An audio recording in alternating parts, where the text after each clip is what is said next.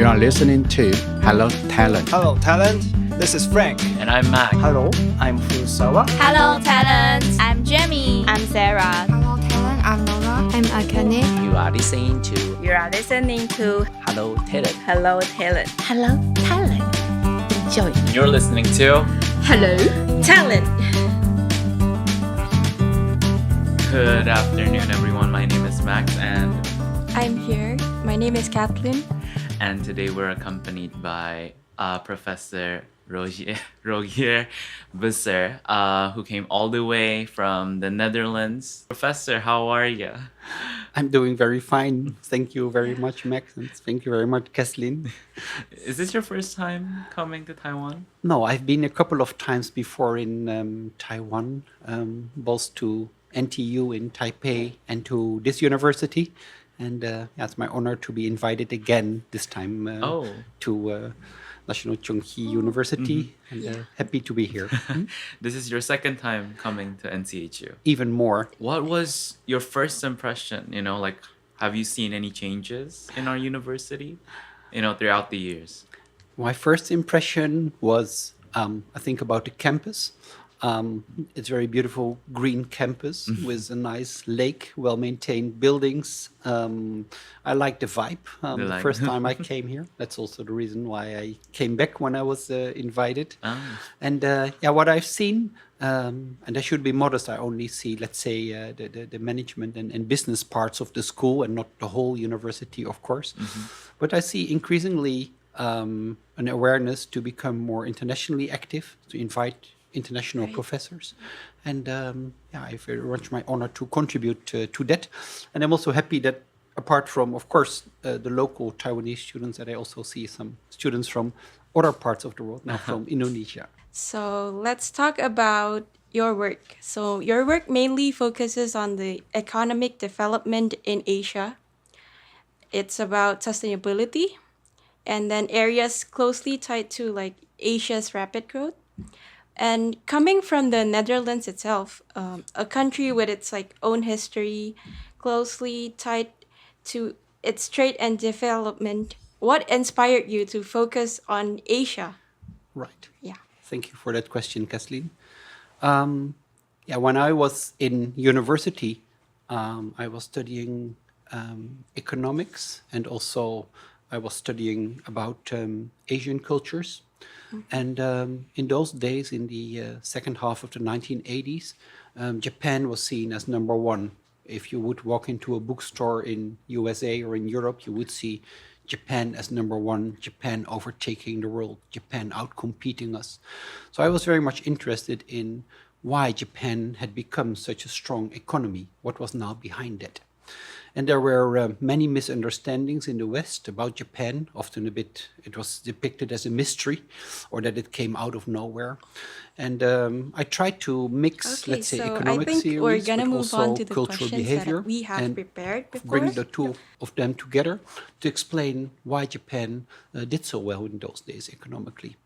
And I'm still convinced that the success of Japan, which was in my research very much about industrial relations, so how companies cooperate together and compete together, that it also had to do with the Japanese culture, the way Japanese people build up trust and confidence in each other, go in long-term relations, business relations, made them very strong compared to companies from other parts of the world.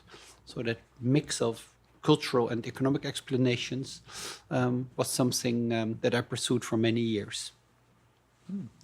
Wow, so it was mostly about Japan? Yes, my initial interest was in the Japanese economy, and I did a number of studies with Japanese colleagues about industrial organization in Japan. But in the 1990s, as you might know, or second half of the 1980s, many Japanese companies went abroad, for example, to Indonesia, but also to Thailand, but also to France and to my country and to Germany to produce overseas. Also to the US. And then I was in a research group with a number of Japanese scholars who tried to study how the Japanese companies behave when they go abroad. Can they still maintain the same supply relations with Japanese suppliers Not always. They have to work, for example, with local Indonesian suppliers or local French suppliers. And that makes the relationship different. And things go also wrong now and then in that system. So we did a number of investigations or research into that sort of thing. And from there, I also became more interested why, for example, Japanese investments in some countries go better than in other countries. Right. And by that, I also became more interested in why, for example, some economies in Asia develop better than others. So why, for example, was Thailand for some time going very quick? Now it's not going so quick. Now Indonesia seems as a latecomer to develop quicker than other countries. I've looked at China, Korea, and I try to look at the root causes which then lead to development, economic development. I see. So I got a bit away from Japan in that sense. So like Taiwan, as you can see, it's like very famous for its semiconductors. Right. So like, what if the semiconductors and the EVs are joined in together, and then what, in your view, how can Taiwan like leverage its existing strengths in electronics and technology to like enhance its role in the automotive industry? Yeah, that's an interesting question, I think.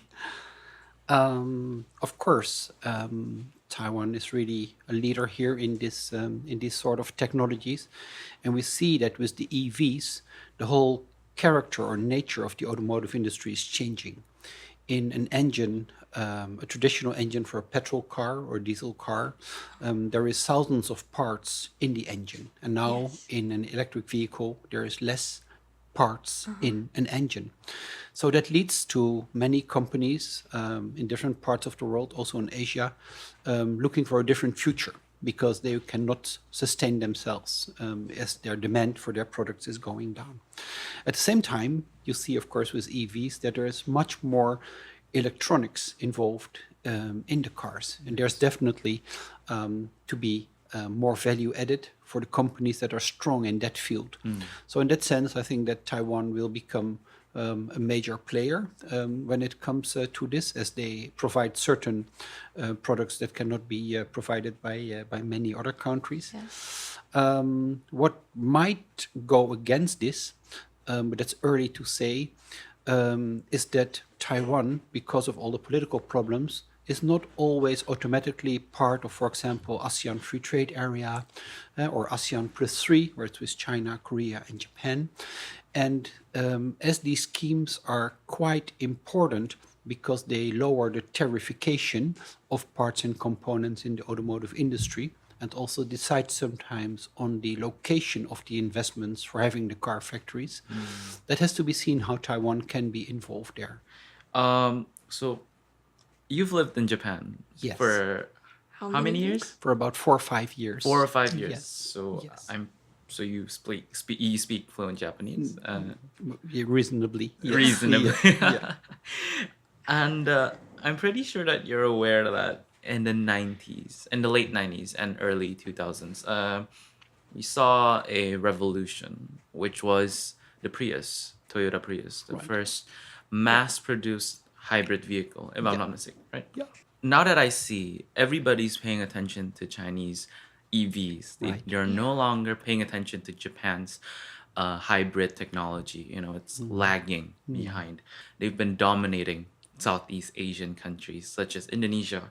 Whilst I believe at the same time Japan was more invested with its hydrogen technology, with its Toyota Mirai, if I'm not mistaken. But a lot of people find this as a flop. How do you see this? And do you agree with the skeptics saying that Japan as a whole has lost its lead, or is at least losing its lead in the automotive industry? Thank you for that question. Also a difficult question, and in fact multiple questions. Let me try to answer them.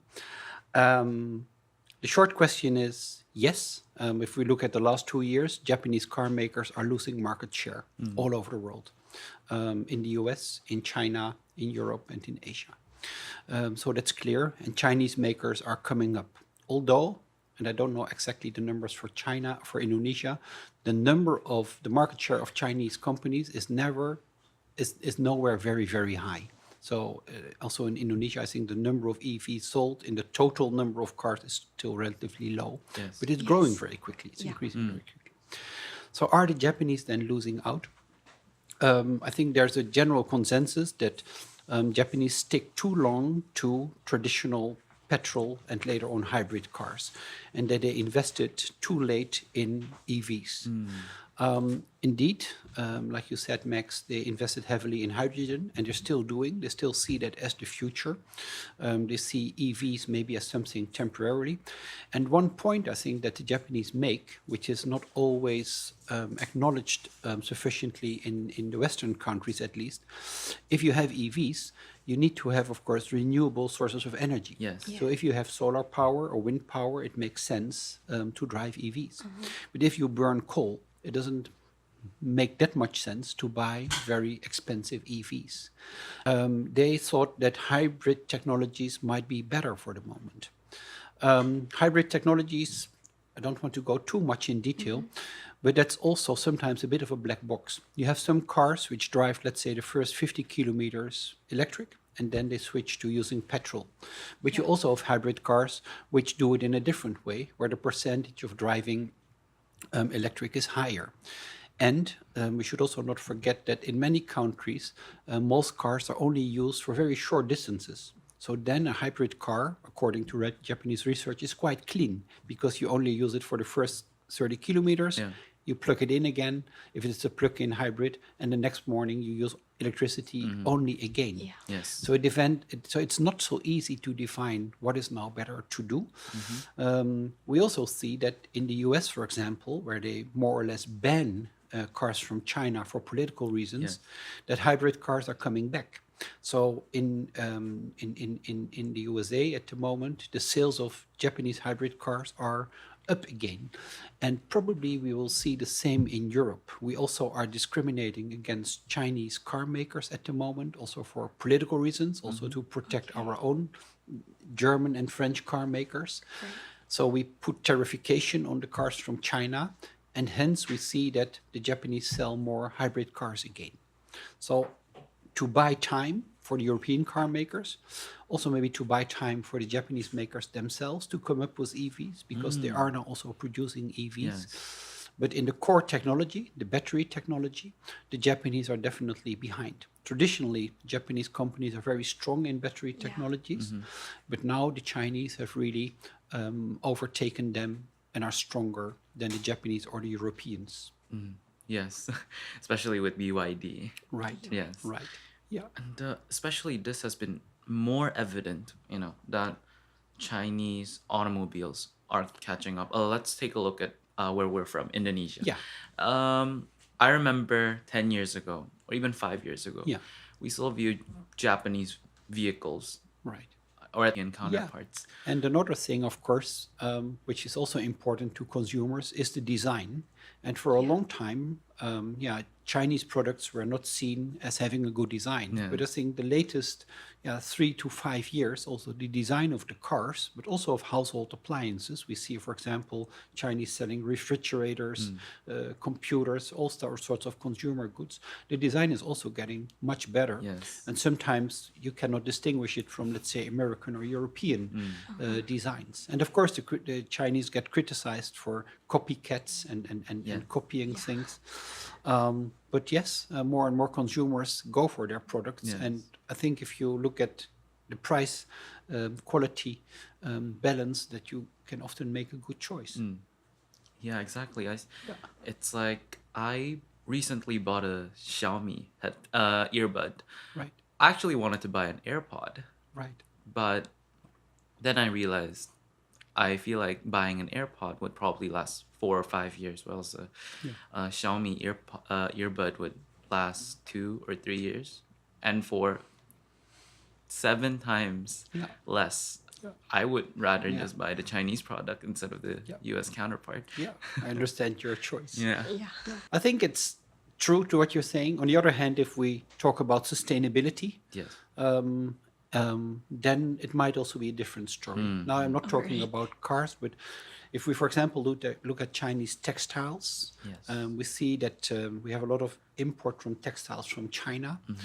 And very recently, there was a case of those clothes that are being produced in China, being sent to Europe, being exported to Europe, being used in particular by young European females often, but also males. You can use them only 5 or 6 times. And then if you put it in the laundry, it's gone. And then to dispose of our clothes, we often send it to Africa. And there they reuse it. But now there were news that even in Africa, they cannot do anything with it because there's plastics, there's all sorts of fibers in it that you cannot reuse again.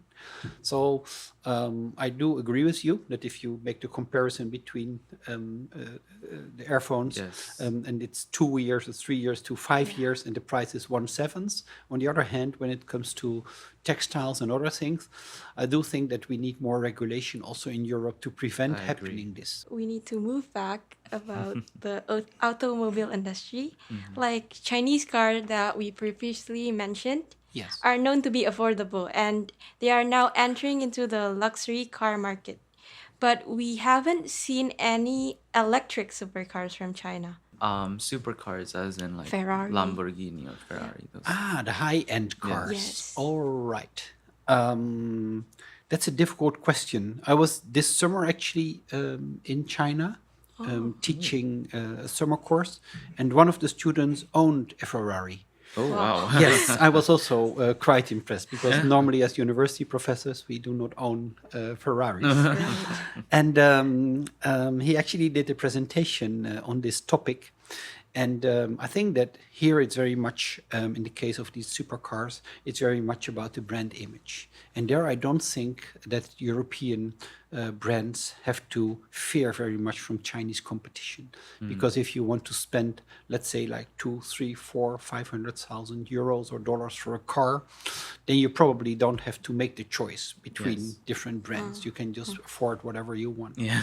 Of course, when it comes to electric cars, in, let's say, the mid-segment, it's a different story. We see in Europe, for example, that more and more cities in the future will not allow petrol cars to enter the inner cities. So in Amsterdam, for example, the capital of the Netherlands, but also in other countries, you can already, at this moment, when you have a small truck to deliver, for example, deliveries to the restaurants or to the shops, you can only come with electric vehicles into the inner city to do your deliveries. So it's like that now. Yes, so for the supermarkets, for example, they can only have trucks that are delivered by EVs, and for smaller entrepreneurs, that's quite difficult because it's still expensive to buy an electric vehicle for them.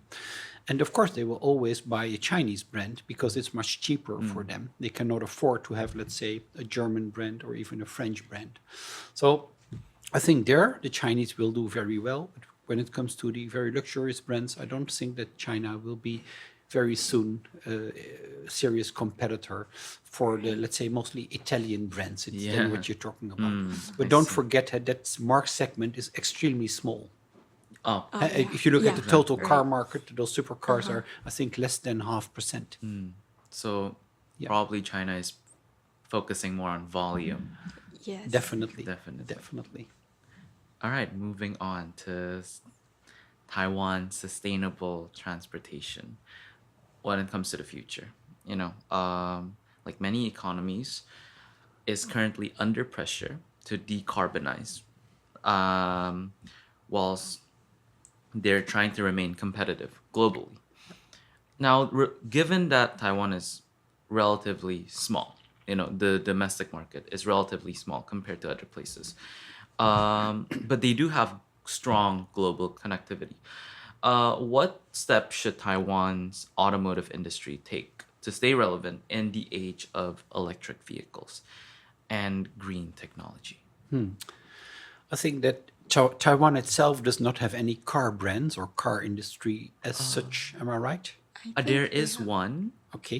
called Luxgen. Okay. That's a Okay. Taiwanese brand, but it's Right. not. I don't think it's prevalent outside of this island. No, no. I think that this market is really dominated by Japanese car makers. And I think that Taiwan, for the moment, is also following the Japanese policy of having hybrid cars as much as possible. And I think that given the stage also of going to renewables in Taiwan, that makes sense. Because Taiwan is also still very much dependent on coal and not so much renewables yet. So at that stage, I think Taiwan would also be wise to continue having hybrid cars that also become cleaner and cleaner, by the way. So the hybrid technologies are not static. The mileage get better and better Yes. with newly technologies and also having more electronics in the car. So I think that would be, for the moment, the future for Taiwanese transportation. How about the infrastructure? Is it ready yet? You mean for electrification? Yes. Now, that is, of course, not something I think that is ready here, but given the size of the country and also given how the people are distributed over the country, I think that relatively speaking, the introduction of electric vehicles would be easy in Taiwan, because most big cities are on the western coast and not so much in the center or the eastern coast. And if you look at, for example, China itself, there the EV market is relatively large, but it's very much concentrated in the big cities. So in Shanghai, in Beijing. And maybe to give you one example, if you want to buy a new car in Beijing and you want to buy a petrol car, you have to wait for 12 to 13 years before you get a license. Yes. Yeah. If you want to buy an electric car, you can get it within 1 year for a new number plate. Now, this type of policies has really helped in China to introduce more EVs. And in those places, like in Beijing and Shanghai and the other big cities, there's very good infrastructure for charging your cars. And the Chinese are also very much advanced, that there is now even some systems in which you can just drive in, change all your batteries within 2 minutes and continue to drive, like Formula One, it almost looks. But if you go to the Chinese countryside, there's hardly any electric vehicles because there's no infrastructure. So I think for China, it will be very difficult in the future to see that infrastructure is made also outside, let's say, the eastern stretch, the eastern part of China, and more towards the west and the central part of China. There it will be much more expensive, of course, in the big cities. And China has many big cities of even over 5-6 million people. There they will be successful, but it will be extremely expensive to make the infrastructure in the more rural areas. And given also the state of the Chinese economy, that might be difficult for the government to finance. And in that sense, if you compare that to Taiwan, which have all the cities ranging from Taipei to Taichung and then to Kaohsiung, that might be fairly easy to have the infrastructure there. Yes. To have EV charging stations all over the island. Convenient. Convenient, Extremely yes, yeah. And furthermore, what do you think about, are there specific challenges that, like workforce readiness, infrastructure needs, or competition from larger from larger economies that Taiwan must address to secure its place in this rapidly transforming industry? I'm not a specialist on the Taiwanese economy, so I have to be very very modest here. Yeah. I know that the economy is dependent also on the semiconductor industry. I think that's very strong, but we also see, of course, with all the political tension, that there is pressure on countries to work with Taiwan or not. Maybe you heard the story that one of our biggest company, or at the moment even the biggest companies, ASML, who's a provider to Taiwan, was pressured by the Americans not to deliver certain machines to China.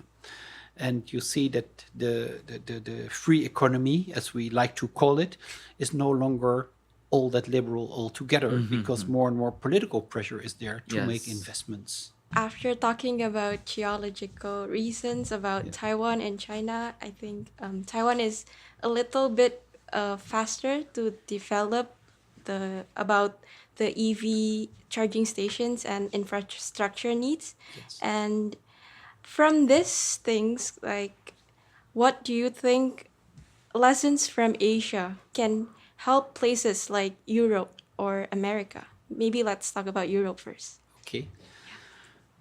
I think one of the biggest lessons that we recently in Europe learned from Asia is that it is important to have industrial policies. So for a long time, Europe looked very much at America. In America, industrial policy is like a dirty word. The government should not be involved in policies towards industry. You should leave it to the free market. I think that happens a lot in the US, and it also led to a lot of success.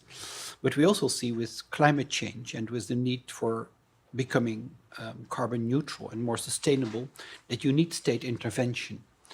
And I think that China, Japan, Taiwan, Korea, to a lesser extent, Thailand and Indonesia, are very good examples that industrial policy can help you. If you look at Japanese development in the 1950s, 60s, 70s, it was very much guided by the state. So the Ministry of Industry and International Trade very much told the companies what to do, or they cooperated with the companies. I think in China, if you look at, let's say, the industries that developed in the 1990s, also early 2000s, it was also often state guidance that told the companies where to go, like, for example, to EV technology. Korea, I think, is even a better example. 1970s, 1980s, the chaebol were really asked by the Korean government to invest in shipbuilding, construction, and so on and so forth.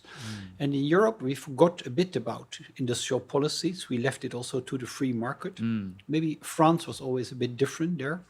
But now we see a sort of return to industrial policies where the governments become more influential on the industries. Maybe I can give you one example. The German car industry is quite behind when it comes to EVs. And now we see that the European Commission tries to protect our EV market. So we discriminate against Chinese cars to give time to the German makers. But at the same time, we give now subsidies to the German makers and the French car makers to scale up and to become stronger in EV technology. So there's an industrial policy in which you use taxpayers' money to develop certain industries. And I think Taiwan, if you look back to the 1960s, 70s, is also an example of how industrial policies really made the semiconductor industry so strong. So they cooperated with, for example, Philips from the Netherlands. They imported many technologies. They improved the technologies. They made them their own. They invested a lot state money into the companies to make the companies strong. And so that is an example of industrial policies. And I think there Europe can learn from Asia. Europe should not only look transatlantic to US, but we should also look at Asian countries, how industrial policy helps economic growth, can also help to the benefit of the people in the country, not leave everything to the market. So that would be my answer to that question. Now let's talk about, a brighter future where all of the countries in the world can just share their technology with each other. So they can just develop together. Do you see a possibility of such a thing? Sharing technology for a greener future? Now, I'm so sorry. I feel old and pessimistic when you ask this question. No, I share your wish, your dream, but I think no. I mean, technology is the most valuable thing there is. Countries steal it. I mean, there was no other way for them to do it. If you are an underdeveloped country, or a not fully developed country, no one will give you anything for free. We've seen it even, I think, when AIDS, the disease was there. Yes. Western countries found it difficult to give the vaccines to poorer countries, even though we are so rich. I think the same during the COVID pandemic. You have to work hard to get those technologies yourself. Yes. Invest in research in your universities and National Research Institute, in, let's say, an innovation structure in the country. That's what happened internationally as well, because no one, I think, will give you anything for free. Sorry to sound a bit pessimistic here. Yeah. Well, we talked about Europe learning from Asia. Yeah. What about the other way around, Asia learning from Europe? What can they learn to develop even further at a steeper rate? It's difficult to give, let's say, a generic or general answer to that question, because European countries are very different. If you compare, let's say, Norway to Belgium, or Belgium to Portugal, or Portugal to Bulgaria, they're all in economic different development stages. Some countries are much richer than others. And then Asia, again, Japan, very technology advanced country. Indonesia, of course, not that advanced technology, but very resource rich is your country. So what can the one learn from the other? One of the things that I sometimes doubt in Asia is whether the innovation systems are robust enough. And by that I mean to say that if we look at Europe, where also the scale of the countries is not so large, of course, most countries are quite small, we have good cooperation between universities, companies, and research institutes. They often call it triple helix, so the three of them together. We try to transfer that to, let's say, European level, so that the governments work together, the companies work together, and of course there's many multinational companies that produce in different countries. So like BMW, I think, produces in 6 or 7 European countries, different models. They work with different suppliers, but they also work with different research universities and different research institutes. That cooperation is there. That goes quite well, and that leads to innovation. On the other hand, we've seen a lot of innovation in Japan, Korea, and in China with different innovative systems. I think also because they have different cultures, they organize these things in a different way. Sometimes I think that in Asia, the role of the state might be too big. So just as I was saying that maybe the role of the state was too small in Europe when it comes to industrial policies, I think that, for example, when you asked about why Japan has not acted quicker in going to EVs, and Japan is also behind in AI, for example, there I think that they stick too long to their success stories. So they were not able to transfer to the next stage. And I think if you have a more open society, like you have in the USA, for example, young entrepreneurs making companies like Google, Uber, all the big tech companies, that is something that Asia might also need more. So a sort of openness in which you do not control the companies too much. And I also worry a bit about, in that sense, not so much about China, but about the other Asian countries, that they are maybe outcompeted by a number of American big tech companies. And they don't seem to be competitive in those fields. Where does that come from? I think that American capitalism is, of course, very much taking risks. It's high risk. It's a lot of venture capital in there. In Europe, we're more cautious. But I think that in countries like Japan and Korea, maybe they're too risk cautious and they don't dare to make these large investments as we see them doing in the US. So maybe that, let's say, entrepreneurship is sometimes a bit lacking in some of the Asian countries. And that can be something that you might want to strengthen. I see. But again, it's difficult to speak in general or generic terms. I agree. Now let's shift to a more political topic, especially in Europe. We have seen a lot of right-wing. There's a right-wing shift in Europe, right? The Netherlands just had an election, I think, last year. And they, I think the far right candidate, even though he didn't become the prime minister, they got the most seats in parliament. Now, Does this worry you? Because a lot of their policies are climate skeptics, right? There are a lot of climate skeptics in the party, in the parties themselves. Yeah. And will this, although they might not be in government, like the ones in France and in Germany or even the Netherlands, do they have the influence to nudge and just kick out just scratch off some of the green policies and initiatives that the more left-wing or center government has for a greener future? You're very knowledgeable about the situation in Europe. My compliments for that. Really a good question. Also a question that we ask ourselves in Europe these days quite a bit. You're right, in different countries, the extreme right-wing parties are growing. They don't form the government yet, although in our country they do, but it's a coalition government. There's 4 political parties now in our government, and that extreme right-wing party is one of those 4. So they have influence, that's definitely so. In general, the right-wing parties, extreme right-wing parties, are popular not so much because they're skeptical about climate change, but because of their immigration standpoints. They want to close Europe for immigration. That's more or less what they say. Often it doesn't make sense because if you, for example, look at the Netherlands, most foreign workers come from Germany, France, from the neighboring countries, and they're very well paid and they have high paid jobs.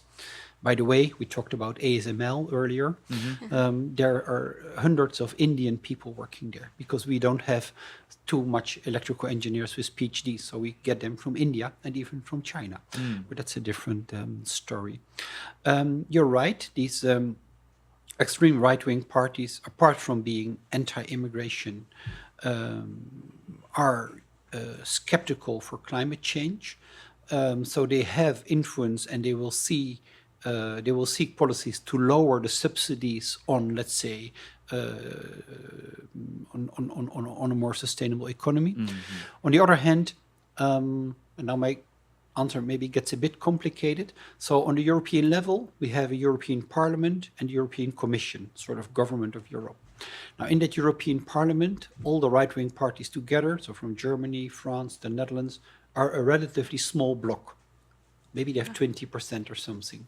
So 80% is still the parties in the middle and the parties which are a bit more progressive.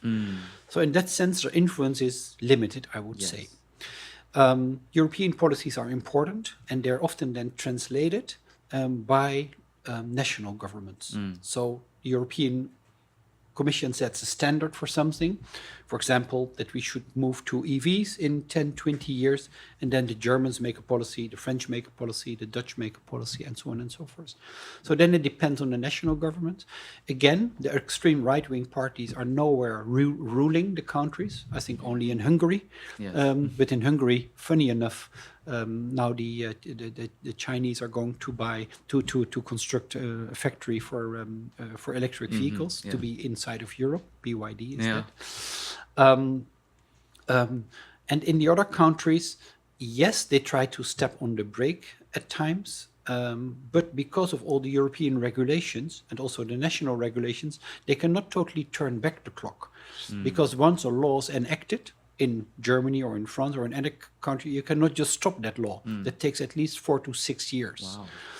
And so there is, let's say, all sorts of democratic checks and balances that the influence of these parties, of all parties, by the way, is limited. So, yes, it also radiates, I think, dangers. I mean, when they talk about a hoax, when it comes to climate change, that's dangerous because less educated people tend to believe that more than more educated people.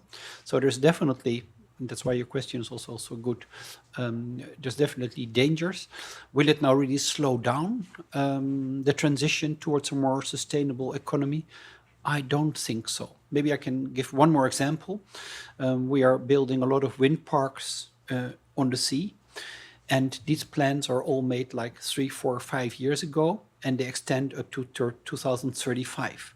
And that those type of processes are not being halted or stopped, so that will just continue. Oh, they'll just continue, but they'll just try to stop more projects coming? Well, for example, maybe I can give you one more example. Everyone in the Netherlands, if you take solar panels on your roof, you get a subsidy from the government. Now, this is something, indeed, they try to lower the subsidy. But as there's 4 political parties in our government, the other 3 parties don't want to do that. So they always find some common ground. So it's never going from black to white or from right to left too much. They try to compromise. Yes, that's it. That's the I see. right. Now I feel like the Netherlands is very well known for its road infrastructure, right? You have very safe roads, if I'm not mistaken. You have the Dutch design, if I'm not right. I've heard less about EV incentives in the Netherlands, albeit they do have those, and they have proposed that there will be no more internal combustion engines anymore in 2030, right? And what's the next step for the Dutch government to be a world leader when it comes to green infrastructure? I'm not sure if we will be a world leader in green infrastructure. Let me maybe give 2 or 3 different answers. Our country is relatively easy to construct infrastructure because the country is so small and it's also totally flat. Yeah. So making roads and is relatively easy. Also, when it comes to, let's say, the EV infrastructure, the distances are very small, like Taiwan, but then without any mountains. So there we do have an advantage.